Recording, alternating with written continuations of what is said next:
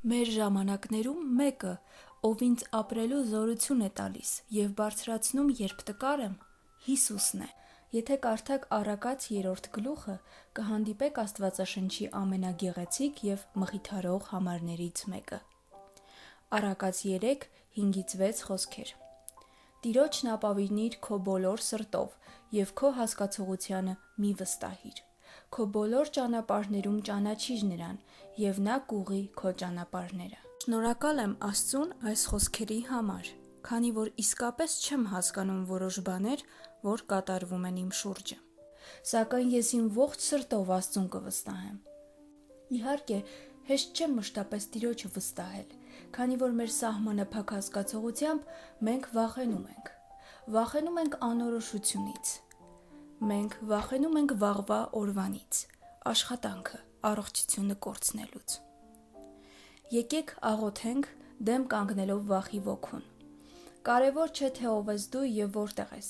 քանի դեռ հավատում ես, որ Հիսուս Քրիստոսը հավատարիմ է իր խոսքին և կլինի այդպիսին միշտ։ Ակնկալությամբ արի Աստծո առջև, հավատալով, որ նա լրացնում է մեր կարիքները։ Եկեք աղոթենք։ Տեր Հիսուս, աղոթում եմ, որ օգնես ինձ։ Հռչակում եմ քո խաղաղությունը իմ սրտում և մտքում։ Թող որ վախի ոգին դուրս գա իմ միջից։ Տեր, դու ես իմ ամուր ժայռը, բերդը, իմ զորությունը, երբ տկար եմ։ Տեր, հեռացրու իմ կյանքից վախի շղթաները։ Ես այլևս ծառա չեմ դառնա այդ ոգուն, քանի որ քո խոսքն ասում է. եթե որդին ազատի ձեզ, հիրավի ազատ կլինեք։ Հայր Աստված, խոնարհեցնում ենք մեր սրտերը և բարձրացնում մեր գլուխը, տեսնելու քեզ, մեր ողորմած և սիրող առաջնորդին։ Միայն մի հոգի կա, ով տեղ ունի մեր կյանքում, և դա քո Սուրբ Հոգին է։ Ուրեմն ես կասեմ. արի Սուրբ Հոգի, հեռացրու մեզնից վախը։ Աստվածաշունչն ասում է, որ Աստված մեզ վախի հոգի չտվեց, այլ զորության, սիրո և զգաստության։ Հիսուսի անունով հռչակում եմ, որ վախի ոգին բաց թողնի մեր մտքերն ու զգացմունքները, և երբ տկար ենք ու միայնակ ենք զգում, չկարողանա անհանգստություն գցել մեր սրտերում։ Մենք ուզում ենք Տիրոջ զորությունը, նրա սերը և զգաստության հոգին։ Սուրբ Հոգի, շարժիր մեր սրտերը, լցրու խաղաղությամբ։ Ես չեմ վախենա, քանի որ իմ հայրը Աբրահամի, Իսահակի և Հակոբի Աստվածն է։ Հայր Աստված, պաշտպանիր մեզ, դարձիր մեր զորությունը։ Աղոթում եմ, որ այն, ինչ սատանան ուզում է օգտագործել ինձ դեմ չարիքի համար, Հայր, դու բարիքի պատճառ դարձնես։ Այս կյանքի չարիքները ցանկանում են ինձ ճնշել, բայց Տիրոջ տված ուրախությունն ինձ համար զորություն է։ Եթե դու, Տեր, ինձ հետ ես, ո՞վ է, որ հակառակ կանգնի։